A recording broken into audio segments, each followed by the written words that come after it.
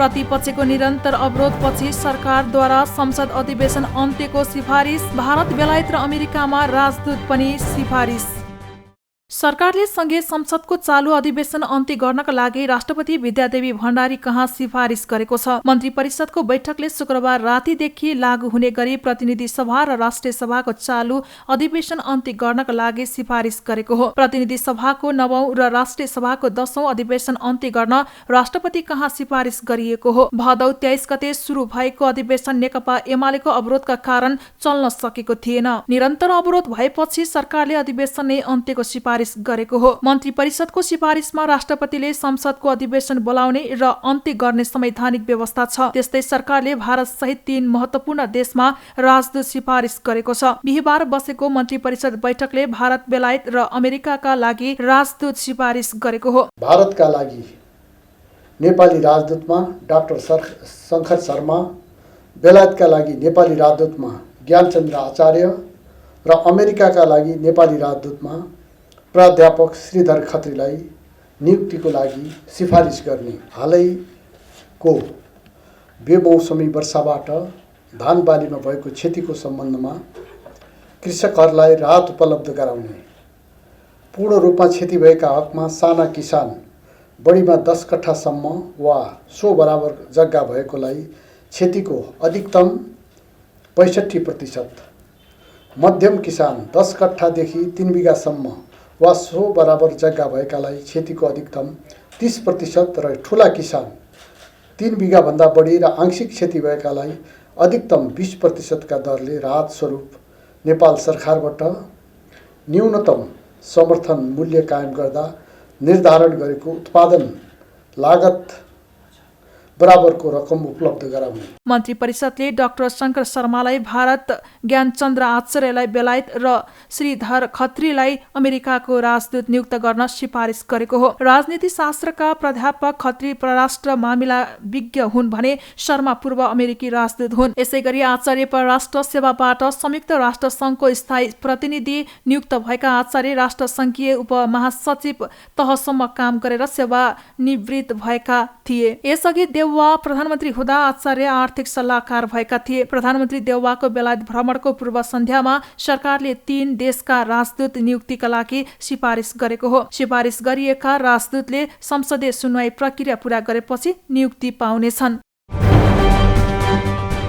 प्रतिनिधि सभाको बैठकबाट बाहिरिने क्रममा प्रमुख दलका नेताहरूले एक अर्कालाई आरोप प्रत्यारोप गरेका छन्। न्यायालयमा देखिएको विवादले मुलुकलाई अस्थिरतातर्फ लैजाने चिन्ता प्रमुख दलका नेताहरूले गरेका छन्। बिहीबार संसद बैठकबाट निस्कने क्रममा नेताहरूले न्यायालयको विवाददेखि समसामयिक विषयमा प्रतिक्रिया दिएका हुन्। हैन, पहिलो कुरो त हामीले यत्रो ठुलो राजनीतिक परिवर्तन पछि संविधान सभाबाट जुन संविधान बनायौँ त्यस क्रममा हामीले राज्यका जुन स्थायी अङ्ग हुन्छन्, न्यायालय, ब्युरोक्रेसी, सुरक्षा अङ्ग, तिनीहरूमा पर्याप्त रूपान्तरण परिवर्तन हामीले गर्न सकेनौँ। त्यो कारणले गर्दा न्यायाधीशका नियुक्तिदेखि लिएर सबै प्रक्रियाहरू त्रुटिपूर्ण छन्, भागभण्डामा यी चल्छन्। त्यसले गर्दाखेरि न्यायालयको चाहिँ एउटा प्रतिष्ठा पहिलेदेखि नै आघात पर्दै आएकै थियो। अहिले न्यायालयभित्रैबाट यस्तो प्रकारको विवाद आउनु लोकतन्त्रको निम्ति शोभनीय होइन, यो गम्भीर अनिष्टको सङ्केत हो। त्यसले हाम्रो एउटा स्पष्ट बनाएर मेरो निजी धारणा पनि के छ भने यसको निरूपण उहाँहरूले न्यायालयभित्रैबाट उहाँले गर्नु सबभन्दा राम्रो हुन्छ। उहाँले गर्न सक्नु भएन भने त फेरि व्यवस्थापिकाले आफूले गर्ने काम त गर्छ। सरकारको पनि थलो हो र प्रतिपक्षको पनि थलो हो। अहिले चाहिँ जुन ढङ्गले प्रतिपक्षले लगातार अवरोध गरिराखेको छ, अब उहाँहरूको कारणले गर्दाखेरि नै चाहिँ यो सहजतापूर्वक अगाडि बढ्न सकेको छैन। उहाँहरूले पनि अलिकति पुनर्विचार गर्नुपर्ने हो। अब घटनाक्रम नयाँ ठाउँमा पुगिसक्यो हैन, अनि पुरानै कुरा गरेर चाहिँ जान सक्दैन। अब एउटा समयमा संसद विघटन गरेर जान खोज्नु भएको थियो। त्यो आन्दोलनले न्यायमूर्तिहरूको कारणले गर्दाखेरि त्यो सम्भव भएन र चाहिँ त्यो चाहिँ वास्तवमा पुनर्स्थापना भयो। आफ्नो मुद्दालाई चाहिँ अर्को ढङ्गले चाहिँ संसद नै कार्यकारी हुन नदिने ढङ्गले जसरी काम भएको छ त्यो देशको लागि जनताको कोणबाट पनि यो चाहिँ एकदमै दुःखद कुराभित्र पर्दछ। एउटा कुरा के हो भने यो हरेक राजनीतिक दलको नेतृत्वको असक्षमता प्रदर्शित गरिरहेछ। किनकि विगत 30 वर्षदेखि यो देश अगाडि नबढ्नुको कारण के भने सेम व्यक्ति सेम नेतृत्व हरेक पार्टीमा कब्जा गरेर बस्छ। सेम व्यक्ति उलटपलट गरेर पार्टी अध्यक्ष हुने या प्रधानमन्त्री हुने, त्यसले देश कहीँ पनि पुग्दैन। किनकि तपाईँ अहिले भन्नुहुन्छ अन्त हुँदैछ। आज विगत 2 सालदेखि संसदमा कुनै विधेयक पास हुन सकेका छैन। संसदमा जनताको जनसरोकारको विषयहरू पनि अगाडि बढ्न सकेका छैन, चर्चा हुन सकेका छैन छलफल विषयमा। म तेस्रो कार्यकाल मेरो संसदमा हो, यति कमजोर र निरीह संसद कहिले पनि थिएन। किनकि हामी जुन जनताको जनप्रतिनिधि छौँ, जनताको जुन कुरा लिएर यहाँ जुन संवाद गर्ने, त्यसमा छलफल गर्ने, निर्णय गर्ने, कानुन बनाउने जनताको चाहनाअनुसार त्यो हामी बनाउन सकेन। त्यसको दोषको भागीदार हामी पनि, व्यक्तिगत रूपमा म पनि त्यसलाई ठान्छु। तर यसको समग्र साँच्चै जिम्मेवार राजनीतिक दलका नेतृत्वहरू हुन्। हैन, शक्ति पृथकीकरणको सिद्धान्तमा चलेको राज्यमा, राज्य प्रणालीमा कार्यपालिका, न्यायपालिका र व्यवस्थापिका 3 छुट्टा छुट्टै स्वतन्त्र अङ्ग हुन्।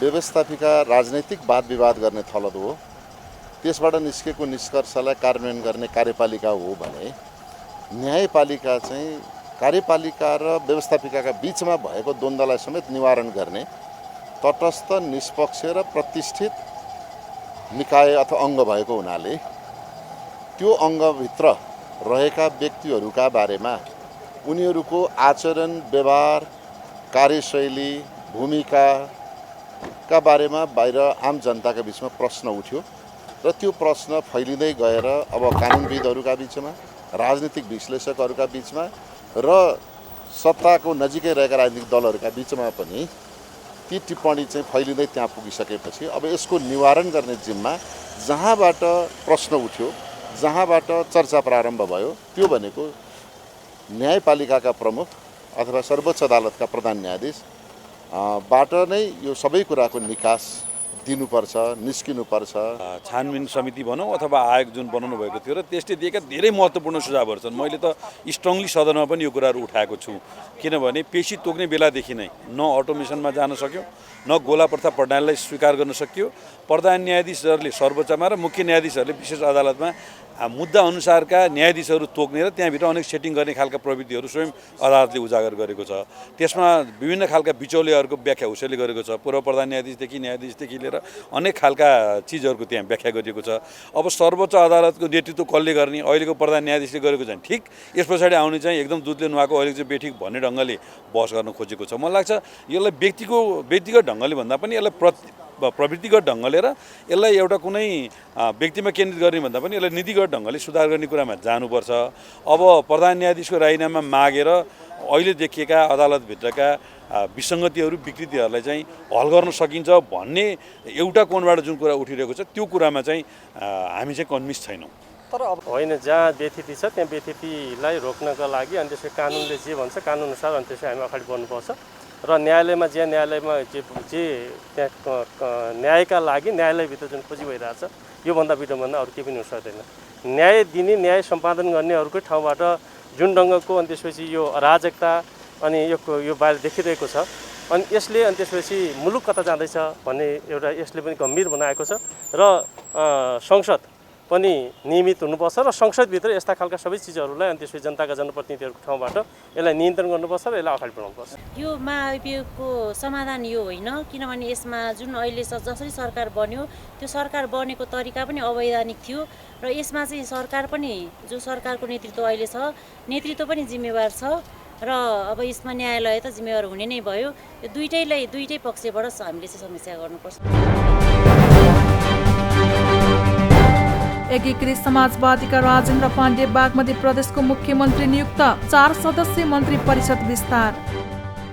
नेकपा एकीकृत समाजवादी पार्टीका संसदीय दलका नेता राजेन्द्र पाण्डे बागमती प्रदेशको मुख्यमन्त्रीमा नियुक्त भएका छन्। प्रदेश प्रमुख यादव चन्द्र शर्माले पाण्डेलाई मुख्यमन्त्रीमा नियुक्त गरेका हुन्। नयाँ सरकार गठनका लागि दावी पेश गर्न प्रदेश प्रमुखले उपलब्ध गराएको समयसम्ममा बहुमत सदस्यको हस्ताक्षर सहित पाण्डेले मुख्यमन्त्रीमा दावी गरेका थिए। पाण्डेलाई 59 जना प्रदेशसभाका सदस्यको समर्थन रहेको छ। मुख्यमन्त्री नियुक्त भएपछि पाण्डेले गठबन्धनको भावना अनुसार आफू अघि बढ्ने बताए। पाण्डेले बिहिबार नै हेटौडा 10 स्थित प्रदेश प्रमुख कार्यालयमा शपथ ग्रहण गरेका छन्।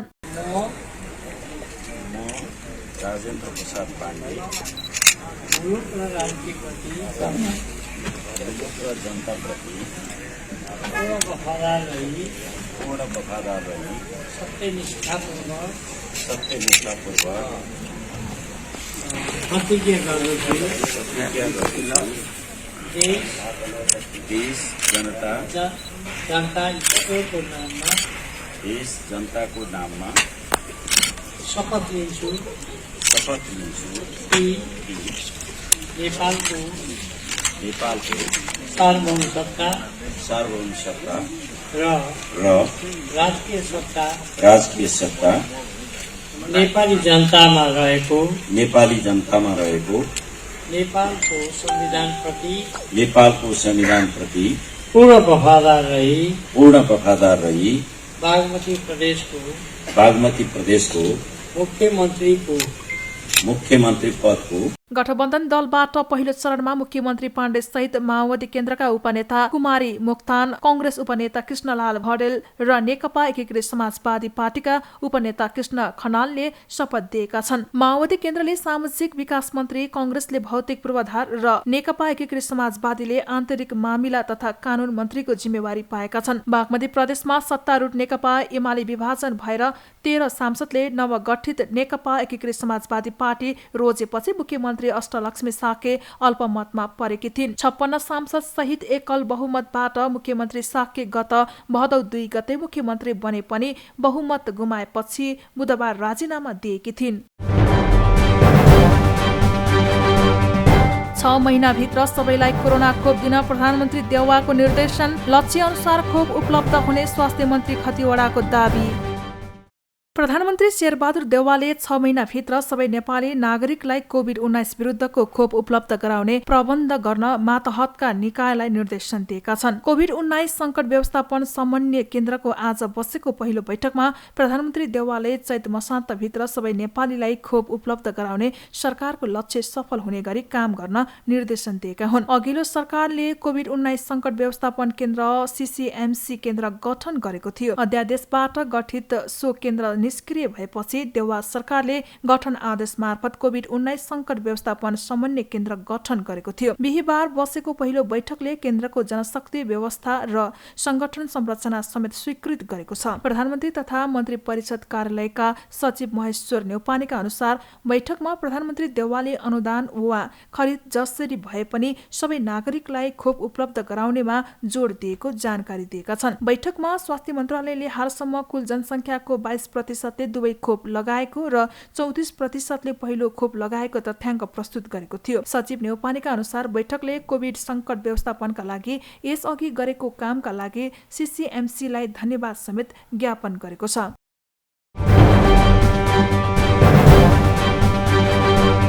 प्रधान न्यायाधीशमाथि महाअभियोगबारे गठबन्धनमा छलफल नभएको नेता नेपालद्वारा स्पष्ट, ओलीले न्यायालयमाथि हस्तक्षेप गरिरहेको आरोप। नेकपा एकीकृत समाजवादीका अध्यक्ष माधव कुमार नेपालले प्रधान न्यायाधीश सोलेन्द्र शमशेर जवारालाई महाअभियोग लगाउने सम्बन्धमा गठबन्धन दलमा कुनै छलफल नभएको स्पष्ट पारेका छन्। बिहीबार पार्टी कामको सिलसिलामा धनगढीमा पुग्नुभएका अध्यक्ष नेपालले समाजवादी प्रेस संगठनले आयोजना गरेको पत्रकार सम्मेलनमा सञ्चारकर्मीहरूको जिज्ञासाको जवाफ दिँदै प्रधान न्यायाधीशलाई महाअभियोग लगाउने सम्बन्धमा गठबन्धनका दलहरू बीचमा कुनै छलफल नभएको बताएका हुन्। हामीले त छलफलै गरेका छैनौँ, त्यस बारेमा हामीले महाभियोगमा त हाम्रो विषय त कुनै उहाँहरूको बारेमा केही प्रवेशै गरेको छैन, छलफलै भएको छैन, कुनै भएको छैन। अहिले म त फेरि बाहिर नै छु। अहिले हाम्रो 5 दलको बैठकै बस्न सकेको छैन। यो बाहिरको खबर पनि धेरै पाइरहेको छैन। हिजो राति पनि म फर्केँ, थाकेपछि सुतेँ, के भयो हिजो दिनभरिको त्यो पनि थाहा छैन मलाई, अस्ति पनि थाहा छैन। मान्छे के बुझ्दाखेरि प्रमुख नेतालाई त संसारभरिको ज्ञान हुँदो रहेछ, आफै थाहा भइहाल्दो रहेछ। अब कसले नसुनासम्म थाहा हुँदैन, नपढेसम्म थाहा हुँदैन, नहेरेसम्म थाहा हुँदैन। अध्यक्ष नेपालले एमाले अध्यक्ष केपी शर्मा ओलीले न्यायपालिकामाथि अनावश्यक लालछना लगाउने काम गर्दै आउनु भएको आरोप लगाए। ओलीले रिस साध्नका लागि सबै न्यायाधीशहरूलाई हटाउनु पर्छ भन्ने कुरा उठाएको उनले बताए। ओलीको हस्तक्षेपकारी भूमिकाका कारण न्यायालयमा अहिले समस्या देखिएको उनको भनाइ छ। ओलीले नै सबै थोक बिगारेको उनले बताए। यो केपी ओलीजीले सारा थोक बिगार्नु र उहाँले न्यायपालिकामाथि अनावश्यक रूपमा लान्छना लगाउने काम गर्दै आउनुभयो। न्यायपालिकालाई स्वतन्त्र ढङ्गले भूमिका निर्वाहन दिनुपर्ने कुरामा अनि उहाँले रिस आफ्नो साधनाका लागि केही समयलाई निकाल्नुपर्छ भन्दै उहाँले जुन ढङ्गले भूमिका खेलिनु भएको छ, उहाँको अत्यन्तै अनुचित हस्तक्षेपकारी र देशको सबै सिस्टमलाई भत्काउने यो प्रवृत्तिकै उपज हो।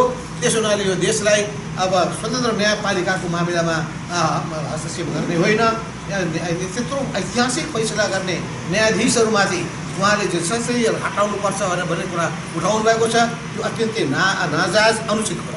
अध्यक्ष नेपाली एकीकृत समाजवादीले चुनावमा अरू पार्टीसँग गठबन्धन गर्ने पनि बताउनुभयो। वर्तमान गठबन्धन पनि चुनावसम्मै जाने बताए। अन्य पार्टीसँग गर्ने चुनावी तालमेलको सम्बन्धमा छलफल परामर्श सुरु गर्ने पनि उनले उल्लेख गरे। हामी यसपटकको चुनावमा अरू पार्टीसँग पनि गठबन्धन गर्नेछौँ। चुनावी गठबन्धन हुनेछ। यो हाम्रो पार्टीहरू कुनै पार्टीसँग एकताबद्ध पार्टी एकता गर्ने छैन र हामी चुनावको बेला मात्र अरू पार्टीसँग हामी सहकार्य गर्नेछौँ, चुनावी गठबन्धन गर्नेछौँ।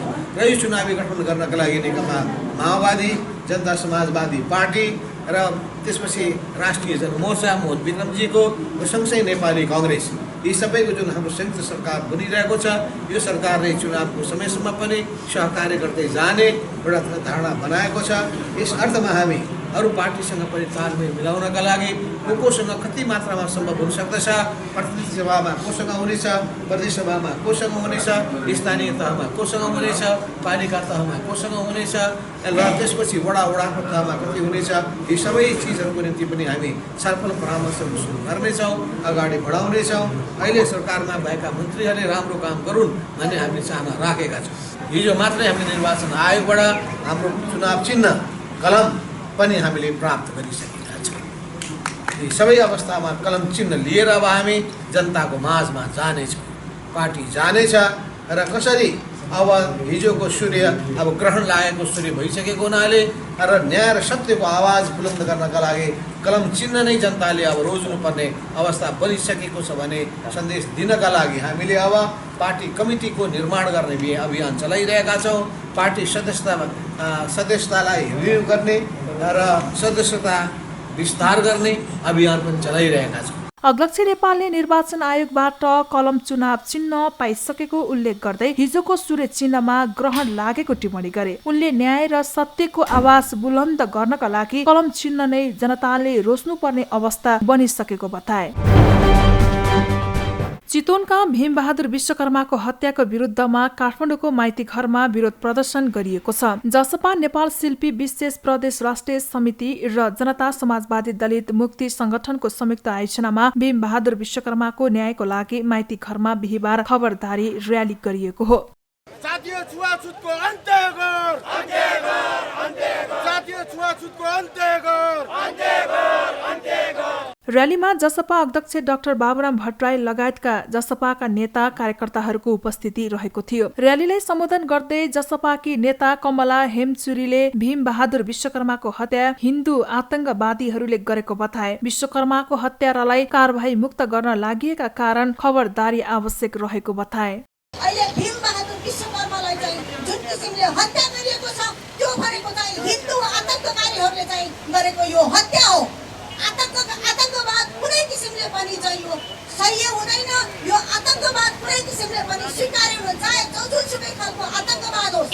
तर नेपालमा भनेको चाहिँ हिन्दू आतंकवाद अति नै चाहिँ क्रियाशील छ, अति नै सक्रिय छ र यो आतंकवाद चाहिँ भइरहँदासम्म चाहिँ यो देश कहिले पनि सम्पन्न हुँदैन र कहिले पनि समृद्ध हुँदैन र राज्यले चाहिँ यस्ता आतंककारीहरूलाई चाहिँ अहिले पनि चाहिँ संरक्षण गरिरहेको अवस्था छ।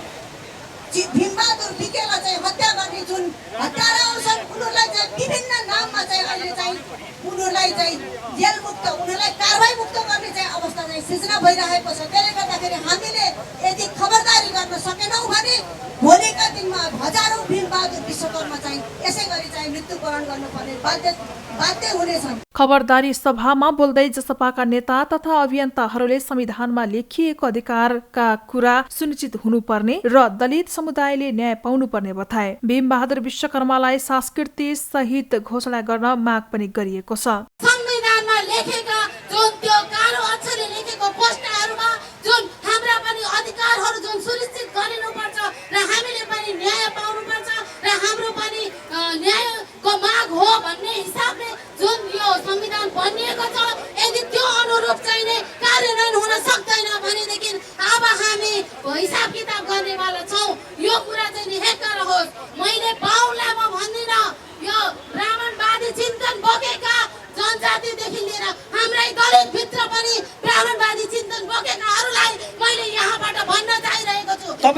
पार्टी तपाईँहरूको सङ्गठनमा आवाज उठाउँदै म पनि जोरदार माग गर्छु कि भीमबहादुर विकलाई सांस्कृतिक शहीद घोषणा गर्नै पर्छ।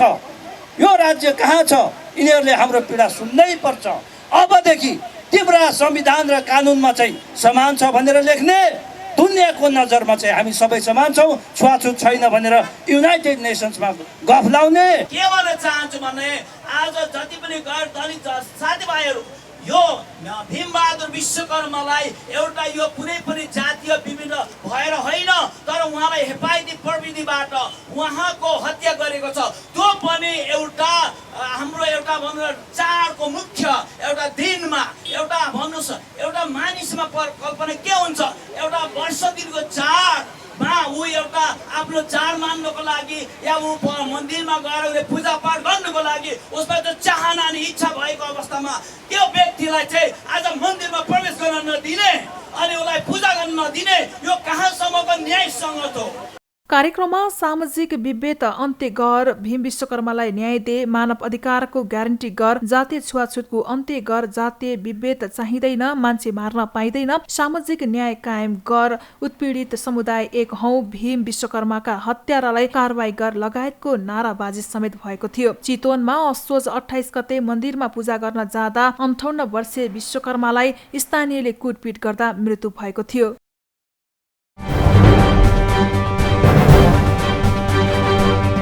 चालक अनुमति पत्र लाइसेन्सको अनलाइन आवेदन प्रणाली बन्द, खुल्ला गरेको 4 दिनमै प्रणालीमा प्राविधिक समस्या।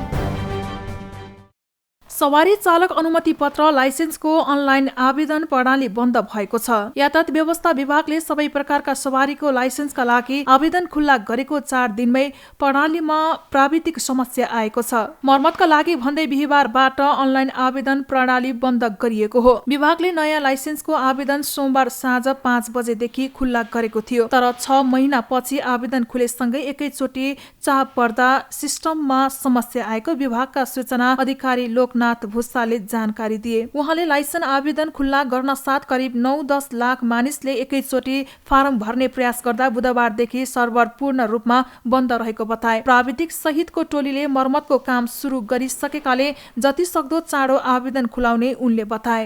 कार्तिक 8 गतेदेखि हामीले अनलाइन आवेदन खोलेका छौँ र यो 8-9 गते त यो राम्ररी नै चल्यो, तर अत्याधिक चाहिँ नि धेरैजनाको एकैचोटि चाहिँ भएको हुनाले अलिकति हाम्रो सर्भरमा समस्या आयो। यो 9-10 लाख मान्छेहरूले एकैचोटि 1 सेकेन्डमा 9 लाख जति मान्छेहरूले एकैचोटि एक्सेस गरेको हुनाले त्यसमा चाहिँ अलिकति समस्या आयो र त्यो समस्याले गर्दाखेरि सर्भरमा अलिकति समस्या आयो।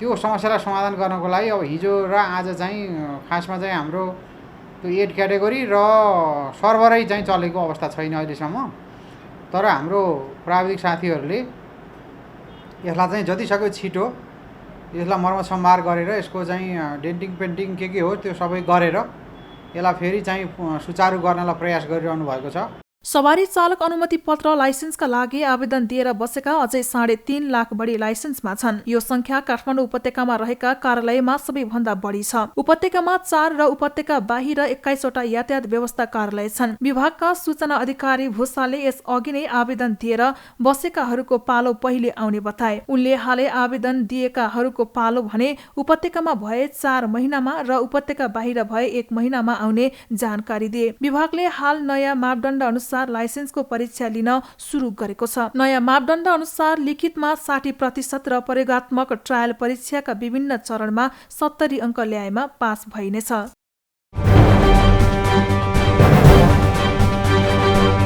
उत्पादन बढी लिन भन्दै चाइनिज धान लगाउने भक्तपुरका किसान ठगिए। रोपनीमा 10 मुरीसम्म धान फल्ने खेतमा बाला नै लागेन।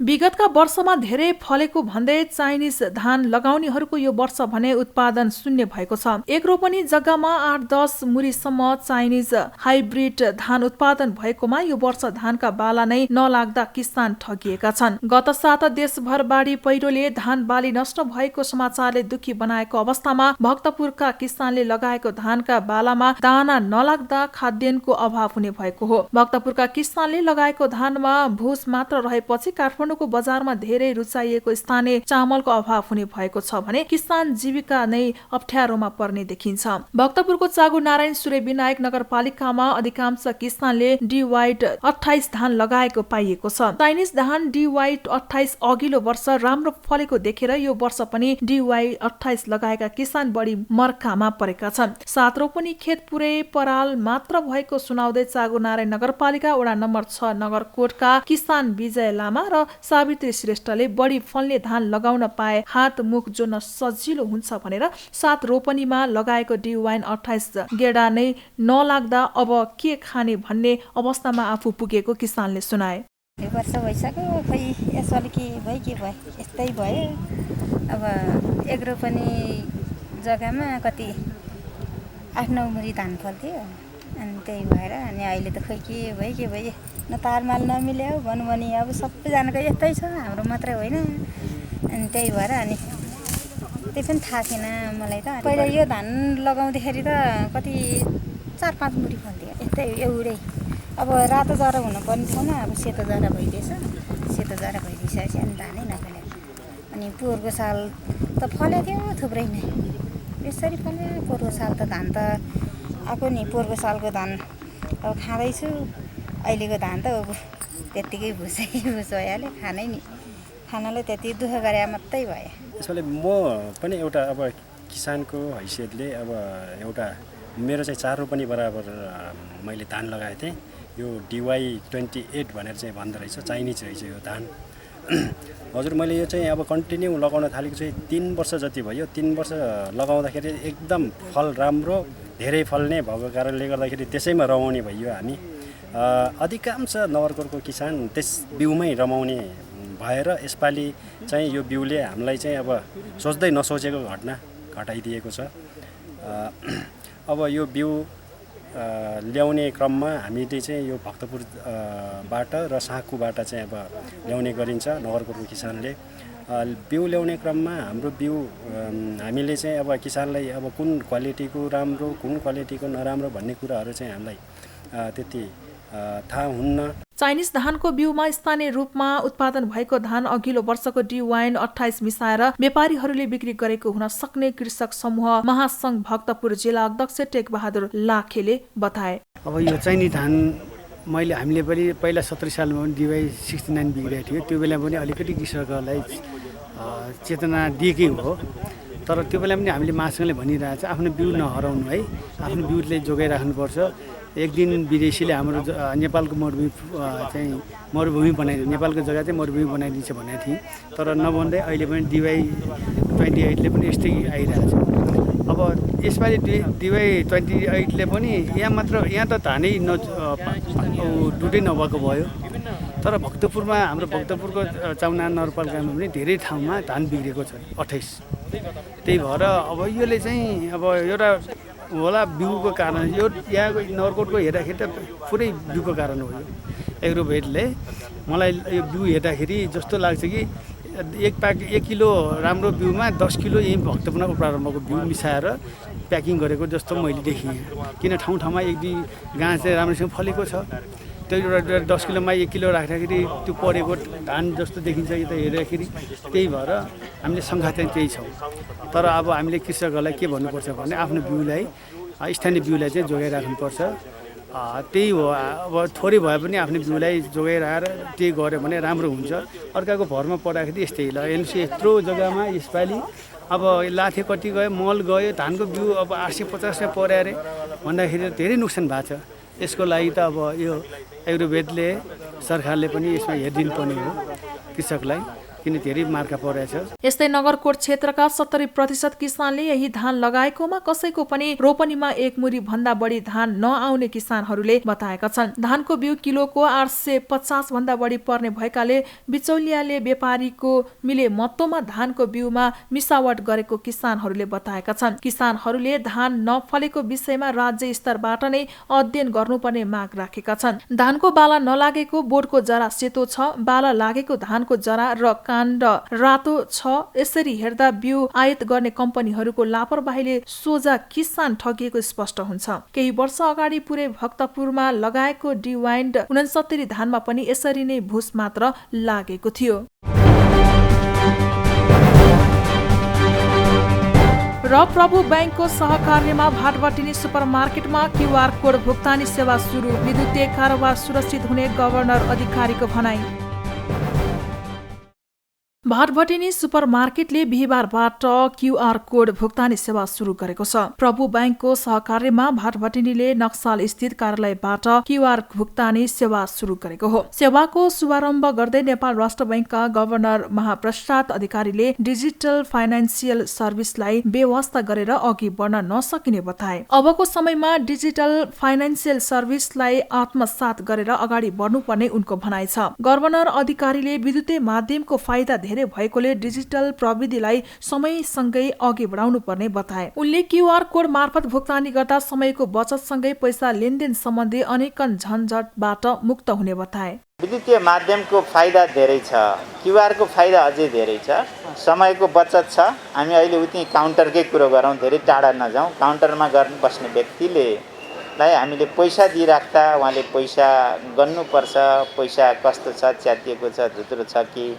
कहिलेकाहीँ यो के अरे डिफेक्टिभ पनि पर्न सक्छ, काउन्टर पनि पर्न सक्छ, त्यो छ कि दुनियाँ कुरो केलाएर हेर्नुपर्छ। त्यसपछि त्यसलाई पाकेटमा मिलाउनुपर्छ, राख्नुपर्छ, अनि लगेर आफ्नो भल्टमा राख्नु पर्यो। भल्टबाट अर्को दिन अथवा त्यस दिन बेलुका ब्याङ्कमा लगेर जम्मा गर्नु पर्यो। ब्याङ्कका काउन्टरवालाले पनि गन्न थाल्छन्, उहाँ आफू बसेर हेर्नु पर्यो। एउटा ट्रान्जेक्सन सेटल हुन अथवा त्यही काउन्टरमै पनि अर्को व्यक्तिले क्यूमा बसिराख्नुपर्छ, त उहाँले गनुन्जेल। आमदामीलाई पनि यसले धेरै सपोर्ट गर्छ।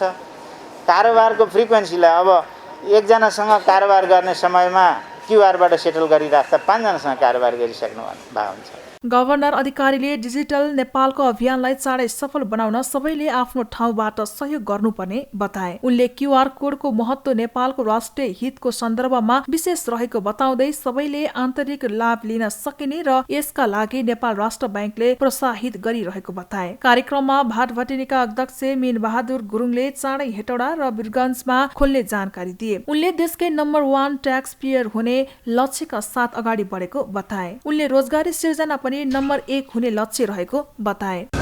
हाम्रो यो भाटबटिनीको एकदम अल्टिमेट गोल भनेको नेपालको ट्याक्स पेमा नम्बर 1 हुने हो। रोजगारीमा पनि यसले चाहिँ के भनेदेखि सबैभन्दा देशमा ठुलो रोजगारी दियोस् भन्ने चाहिँ हाम्रो लक्ष्य हो। यो सम्भव छ पनि जस्तो लाग्छ। अहिले भाटबटिनीमा दैनिक 40,000 बिल काटिने गरेको जानकारी दिँदै कारोबार अझ वृद्धि गरेर राज्यलाई करमा महत्त्वपूर्ण योगदान गर्ने लक्ष्य रहेको सुनाए। गुरुङले क्यूआर भुक्तानीलाई प्रबन्धन गर्न आफ्ना 10 लाख मेम्बरलाई प्रोत्साहन गरिने बताए। यसका लागि उनले क्यूआरबाट भुक्तानी गर्ने ग्राहकलाई पाइरहेको पोइन्टमा 25% बढी उपलब्ध गराउने घोषणा समेत गरे। पोइन्ट बढ्दा निश्चित समयपछि निशुल्क खरिद कुपन पाइन्छ। प्रभु बैंकका प्रमुख कार्यकारी अधिकृत अशोक शेरसनले अबको युग नै प्रविधिमा आधारित भएको बताउँदै यसको प्रयोग बढ्दा औपचारिक अर्थतन्त्रमा टेवा पुग्ने र कारोबार पनि पारदर्शी हुने बताए। प्रभु बैंकको क्यूआर कोड स्थानीय प्रडक्ट भएको र अन्य कम्पनीको जस्तो विदेशमा पैसा नजाने उनले बताए। यसको प्रयोगले विदेशमा समेत सकारात्मक सन्देश जाने शेरसनले बताए। नेपालको जुनसुकै कुनाबाट पनि क्यूआर कोडको सेवा लिन सकिने पनि उनले बताए। नेपाली दाजुभाइहरूले त्यसलाई अझ सेक्योर सुरक्षित बनाउनको लागि र अझ बढी सहज रूपमा पहुँच पुर्याउनको लागि हाम्रो क्यूआर कोड सर्भिसले विशेष भूमिका खेल्छ भन्ने हामीले आशा पनि लिएका छौँ र विश्वास पनि लिएका छौँ। र यो क्यूआर कोडको सुविधा नेपालका हरेक ब्याङ्कले आफ्नो क्षमताअनुसार विभिन्न ठाउँमा पुर्याइरहेको अवस्था छ। तपाईँले नेपालको जुनसुकै कुनामा गएर पनि यसको सुविधा लिन सक्ने अवस्था बनिसकेको छ। त्यस कारणले पनि यसको महत्त्व प्रशस्त छ, धेरै छ भन्ने हामीले महसुस गरेका छौँ र आगामी दिनमा यसले अझ बढी वर्चस्व कायम गर्छ पेमेन्ट सिस्टममा, भुक्तानी प्रणालीमा भन्ने हाम्रो विश्वास पनि छ। र नेपाल राष्ट्र ब्याङ्क, नेपाल सरकार, नेपालका कमर्सियल्स ब्याङ्कहरू, कमर्सियल सँगसँगै अन्य ब्याङ्क तथा वित्तीय संस्थाहरू र हामी सबै नेपालीहरूको एउटा जोड बल यसमा हुनुपर्छ। किन त भन्दाखेरि यो हाम्रो लोकल प्रडक्ट हो, यो हाम्रो स्थानीय प्रडक्ट हो। यो युज गरेर हामीले कुनै पनि सामान किनमेल गर्छौँ भने यस बापत विदेशमा कमिसन तिर्नु पर्दैन अथवा जाँदैन। आन्तरिक राजस्व कार्यालयका महानिर्देशक शोभाकान्त पौडेलले विद्युतीय भुक्तानीले कारोबार पारदर्शी हुँदा राज्यलाई पनि कर आउने बताए। राष्ट्र ब्याङ्कले पछिल्लो समय वित्तीय संस्थाहरूमा क्यूआर कोड प्रयोगलाई प्रोत्साहन गर्ने कार्यक्रम अघि सारेको छ। प्रभु ब्याङ्कले यसअघि काठमाडौँको तरकारी बजारमा पनि क्यूआर कोड भुक्तानी सेवा सुरु गरिसकेको छ। यो सेवालाई सबै उपभोक्ता माझ पुर्याउने लक्ष्य राखिएको ब्याङ्कले जनाएको छ। सुन्दर ट्रेसले 5 मोडलमा नयाँ इलेक्ट्रिक स्कुटर सार्वजनिक गरेको छ। बिहिबार काठमाडौँमा एक कार्यक्रम आयोजना गरी सुन्दर ट्रेसले 5 मोडलमा नयाँ इलेक्ट्रिक स्कुटर सार्वजनिक गरेको हो। स्कुटर सार्वजनिक गरेपछि सुन्दर ट्रेसका अध्यक्ष भेषबहादुर थापाले यो स्कुटरको चार्ज ब्याट्रीको बारेमा जीपीएसबाट हेर्न सकिने बताए। उहाँले आगामी केही दिनमा नै प्रालीले पहाडी क्षेत्रमा सञ्चालन गर्न सकिने विद्युतीय मोटरसाइकल र कार आयात गर्ने बताए। यो स्कुटरको वारेन्टी 5 वर्षको हुने र यसका पार्ट पूर्जाहरू पनि सस्तो रहेको उनले बताए। स्कुटरहरू आयात गरेका छौँ, हामीले लिथियम ब्याट्री समेत जडान गरेर ल्याएका छौँ। भन्नुपर्छ अहिले काठमाडौँमा आएको स्कुटरहरू मध्येमा यसको किन नौलो छ भने तपाईँले यसलाई जिपिएसबाट आफ्नो स्कुटरभित्र जिपिएस फिट भएर आएको छ। तपाईँले स्कुटरलाई आफ्नै जिपिएस अन्तर्गत तपाईँले मोबाइलबाट कति चार्ज भयो भएन भन्ने कुरो पनि तपाईँले हेर्न सक्नुहुन्छ। हिँड्दा हिँड्दै मेरो स्कुटरमा कति ब्याट्री खपत भयो अथवा खर्च भयो भन्ने कुरो हेर्न पनि यसमा सहज सुविधा उपलब्ध गराएका छौँ। अब यो स्कुटर हामीले अहिले 5 मोडलमा ल्याएका छौँ र आगामी केही दिनभित्र हामीले लङ अर्थात् पहाडी गेरमा पनि सञ्चालन हुन सक्ने गरेर हामीले बाइक पनि यसरी नै लन्च गर्नेछौँ। त्यो लन्चमा अवश्य पनि हामी कार समेत राखेर लन्च गर्ने हामी सोच छ। हामी सम्भावित 40 दिनभित्र हामी कार समेत राखेर लन्च गर्ने सुन्दर टेरेस प्रालीले आफ्नो योजना अनुसार हामी अन्तिम कार्यमा पुगेका छौँ। अध्यक्ष थापाले इन्धनको भारलाई कम गर्न विद्युतीय सवारी साधनमा जोड दिएको बताए। उनले अबको महिना दिनमा सुन्दर यातायात प्रालीले पठाओको झैं सेवा सुचारू गर्ने बताउँदै त्यसका लागि 250 वटा मोटरसाइकलहरू तयार गरेको बताए।